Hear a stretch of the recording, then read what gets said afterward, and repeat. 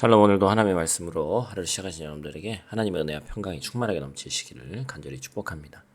성막은 하나님의 영광이 임하는 장소입니다. 하나님은 모세에게 성막의 전체 설계에 대해서 청사진을 보여주셨습니다. 그런데 이 성막을 완성시키려면 하나님의 사람들이 또 필요하죠. 특정 인의 이름이 또 등장합니다. 부살렐, 오홀리압 뭐 이런 사람들이죠. 바로 기술과 지혜를 겸비한 하나님의 사람들의 헌신이 필요했습니다. 하나님은 하나님의 일에 헌신한 사람을 찾으십니다. 하나님의 일이 진행되는 과정에서 우리가 배워야 되는 원리가 무엇인지를 우리가 함께 보면서 은혜 나누도록 하겠습니다. 첫 번째로 기억해야 될 것은 하나님이 도우셔야 한다라는 것입니다. 하나님이 성막 건축을 위해서 필요한 사람들을 부르셨어요. 하나님은 그들을 성령으로 채우시고 사람들을 지도할 수 있는 특별한 지혜와 능력을 주셨습니다. 이를 통해서 알 수 있는 교훈은 성막의 완성이 단순히 사람의 노력과 수고만으로 이루어지는 것이 아니라는 사실이죠. 다시 말해서 난 사람들, 그 사람에 의해서 집중돼서 이루어지는 것이 아니라는 것이에요. 설계조차도 사람이 한 게 아닙니다. 성막이 세워져 가는 과정에서 사람들이 일하는 것을 보면 그들의 힘과 노력만으로 하나님의 계획이 이루어진다고 착각하기 쉽죠. 우리 대부분의 일들이 그렇습니다. 왜냐하면 보이는 게 사람이기 때문에 그렇죠. 그래서 때로는 큰 사역의 열매를 거둔 사람들에게 칭찬과 영광을 돌리는 과오를 범하기도 합니다. 우리가 예배 가운데 때때로 사람들에게 박수도 쳐주고 뭐 이렇게 하지만 그런 것들이 다 뭐예요? 사실 격려 차원의 박수지 영광을 돌리는 차원의 박수가 아니죠. 그러나 하나님의 사역이 하나님이 주시는 도움 없이는 불가능하다는 것을 특별히 모든 순간에 하나님께서 영광 받으셔야 된다는 사실을 우리가 기억해야 되는 거예요. 그렇다면 하나님이 어떤 사람들에게 사역에 필요한 능력을 주실까? 이게 또 중요하겠죠? 성막을 세우기 위해서 정교한 솜씨가 필요했습니다. 그것은 하나님이 보여주시는 모양을 예민하게 살펴서 그대로 만들려는 순종의 마음을 가져야 가능한 일이었어요. 다시 말해서 자신의 경험과 자신의 생각으로 만드는 것이 아니다라는 것이죠.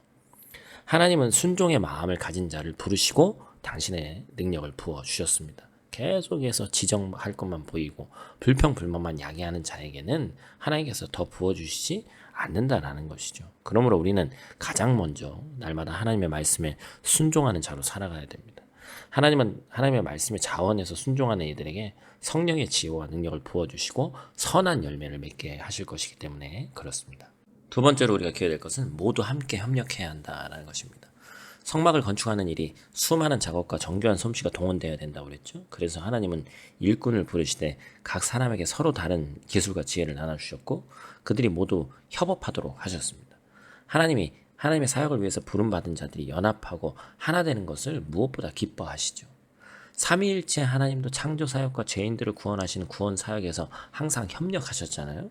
그래서 하나님은 하나님의 백성에게도 그와 같은 온전한 연합과 협력을 기대하시는 것입니다. 그런데 우리는 하나님이 기대하시는 이런 연합을 이루지 못할 때가 많죠. 자기가 맡은 사역과 능력을 다른 사람과 비교하거나 서로 맡은 일들의 경중을 따지기도 합니다. 특히나 교인이 더 많고 교세가 커지고 하면 점점 그런 것이 패나누기가 되고 또한 어디가 더 많이 하네 덜 하네 이렇게 되고 우리가 그런 것들을 참 경계해야죠. 또 사역의 성취에 대해서 서로 자기 공로를 주장하려는 자세를 고수합니다. 다른 지체의 마음을 그래서 상하게도 하는 것이죠. 모든 영광은 하나님께 돌려야 되는 거예요. 간단한 원리입니다.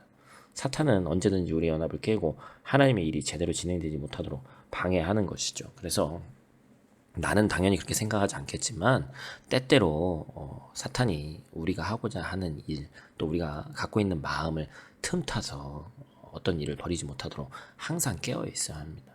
우리의 마음에 지체를 판단하는 마음이 들거나 서로를 비교하는 생각이 들지 않도록 항상 경계해야 되는 거예요. 하나님의 사역을 완성하기 위해서 우리는 모두 서로가 필요하다는 사실을 꼭 기억하고 마음을 모아서 연합하도록 깨어 있어야 합니다. 때때로 교회 공동체 내에서 긴장하게 하는 역할을 하는 그런 사람도 사실 필요합니다. 그래서 하나님은 하나님의 사역을 사람들을 통해서 이루실 것을 계획하신 거예요.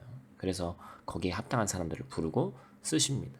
그러나 하나님의 사역은 하나님이 우리와 함께 하셔서 우리를 도와주실 때 비로소 그 점을 찍을 수 있다는 사실을 잊지 마시기를 축복합니다.